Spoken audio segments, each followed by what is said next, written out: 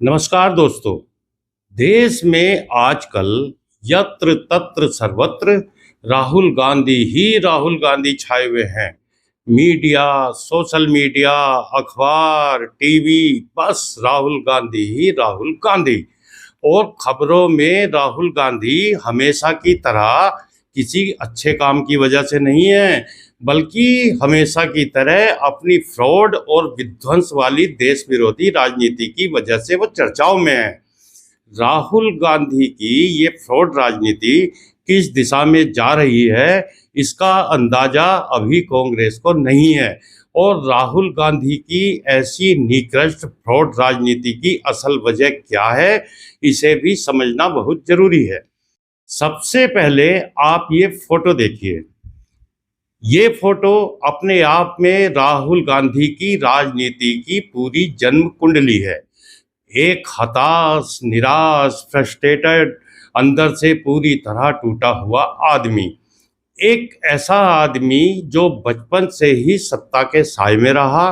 एक ऐसा आदमी जिसे कदम कदम पर ये एहसास दिलाया जाता रहा कि इस देश की जनता उसके परिवार की गुलाम है और उसका गांधी परिवार इस देश का नैसर्गिक मालिक है। और राहुल के मन में ऐसा होता भी क्यों नहीं?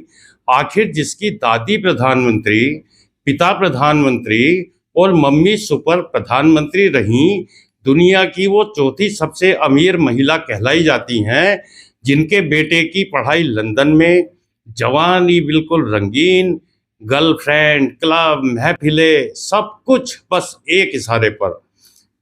22 साल से ये आदमी राजनीति में है और इस आदमी की उपलब्धियां क्या हैं?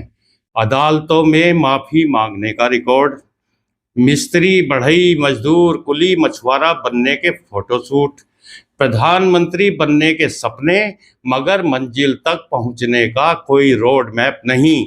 घर में न पत्नी न ही बच्चे, बस ले देकर एक महत्वाकांक्षी माँ जो सोचती है कि एक दिन उसका ये बेटा भारत का प्रधानमंत्री बनेगा।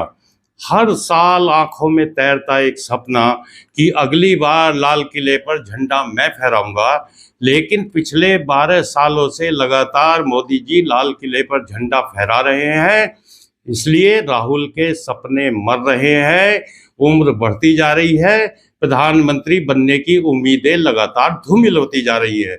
सीधे रास्ते सत्ता तक पहुंचने की जब कोई उम्मीद नहीं बची है, तो क्यों ना झूठ और फ्रॉड के सहारे सत्ता तक पहुंचने की कोशिश की जाए। कोण पर खाज ये है कि अपनी सलाहकार मंडली में राहुल गांधी ने सारे वामपंथी भर लिए हैं, और आप जानते ही हैं कि वामपंथ का मतलब ही विध्वंस और तबाही होता है। इसलिए राहुल गांधी की राजनीति इस रास्ते पर चल रही है। सबसे पहले राहुल गांधी ने मोदी की इमेज को कलंकित करने का सैकड़ों बार प्रयास किया। अडानी अंबानी के साथ मोदी की आपराधिक भ्रष्ट गठजोड़ बताकर देश की जनता को भ्रमित करने के षड्यंत्र रचे। राफेल जहाज की डील पर भ्रम फैलाया, जबकि वो भारत सरकार और फ्रांस सरकार के बीच हुई एक डील थी। और मोदी को बेईमान साबित करने का राहुल गांधी ने फिर भी भरसक प्रयास किया। हालांकि अपने झूठ के लिए सुप्रीम कोर्ट में राहुल गांधी को माफी मांगनी पड़ी।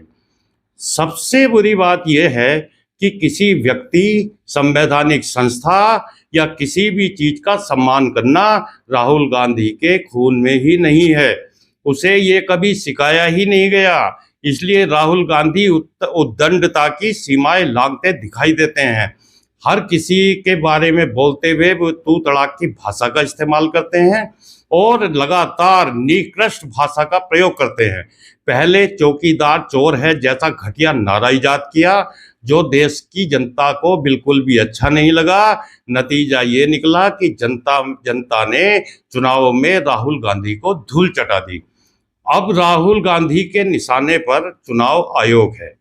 देश भर में राहुल के नेतृत्व में परिवारवादी दल और वामपंथी चुनाव आयोग की विश्वसनीयता पर संकट खड़ा करने की भरपूर कोशिश कर रहे हैं। एक निष्पक्ष संवैधानिक संस्था को चोर बताकर देश में उत्पात मचा रहे हैं।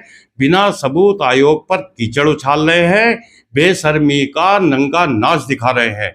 देश की संसद में नेता विपक्ष के संवैधानिक पद पर बैठा होने के बावजूद राहुल गांधी एक संवैधानिक संस्था को बदनाम कर रहे हैं।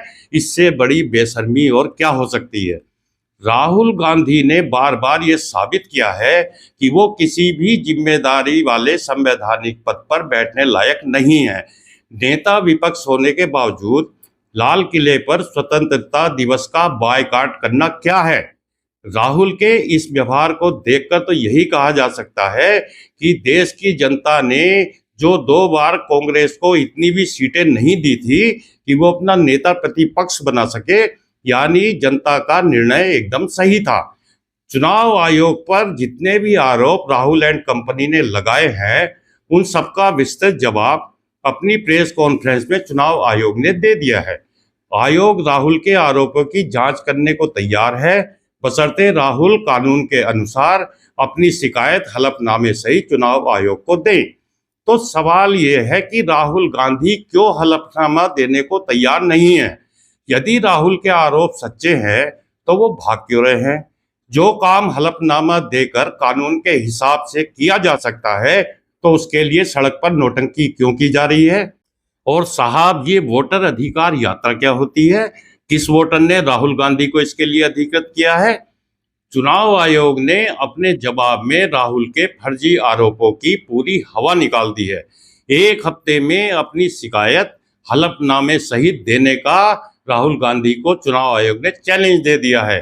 तो उस चैलेंज को स्वीकार करने की हिम्मत राहुल को दिखानी चाहिए, न कि सड़कों पर तमाशा दिखाना चाहिए। अपनी तथाकथित प्रेस कॉन्फ्रेंस में चुनाव आयोग को चोर साबित करने के लिए जिन लोगों के नाम और फोटो राहुल गांधी ने पब्लिक किए थे, वो लोग भी एक एक करके अब सामने आ गए हैं और राहुल गांधी की लानत मलानत कर रहे हैं। राहुल के खिलाफ कोर्ट पहुंचने की तैयारी में हैं, जबकि कुछ लोग कोर्ट पहुंच भी गए हैं। चुनाव आयोग ने चैलेंज दिया है कि हलफनामा दो या फिर देश से माफी मांगो।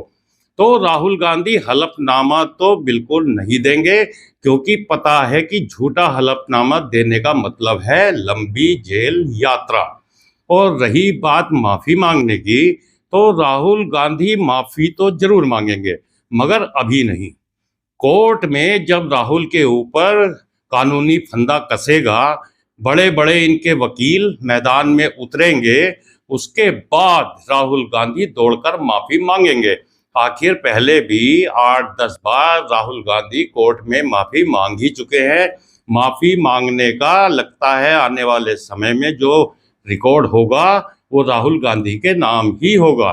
तो दोस्तों, इस वीडियो में इतना ही। आपसे निवेदन है कि चैनल को सब्सक्राइब करें, वीडियो को लाइक करें और कमेंट भी जरूर करें। नमस्कार।